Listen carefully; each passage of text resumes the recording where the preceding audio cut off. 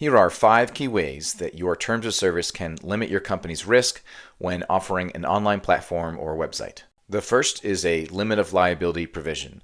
This provision puts an overall cap on the amount of money that you might owe a user in the event of a dispute. Usually, the cap is the amount of money that the user has paid the company in the last 12 months.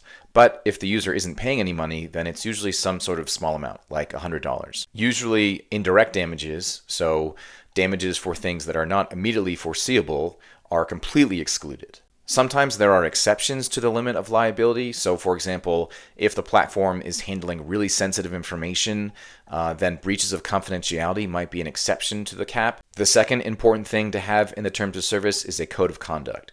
These are the rules of the road for using the platform.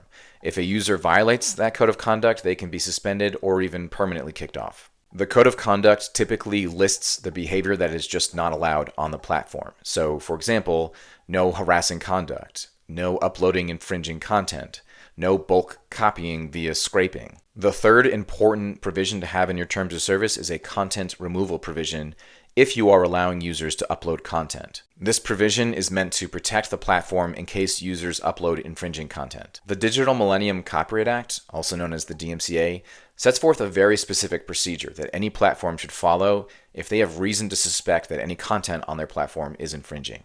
If the platform follows all of the procedures from the DMCA, they will not be liable for the infringing content that the user uploaded. The fourth important provision to include in the terms of service is a disclaimer provision. This provision is really important because it makes clear to the users what guarantees the platform cannot make. So, for example, if the platform provides recommendations for types of cars to buy, maybe the terms of service will say in the disclaimer section, they're not making any guarantees that the user is going to love the recommendation made by the platform. Finally, the terms of service should have a dispute resolution mechanism. There are typically 2 different options for dispute resolution.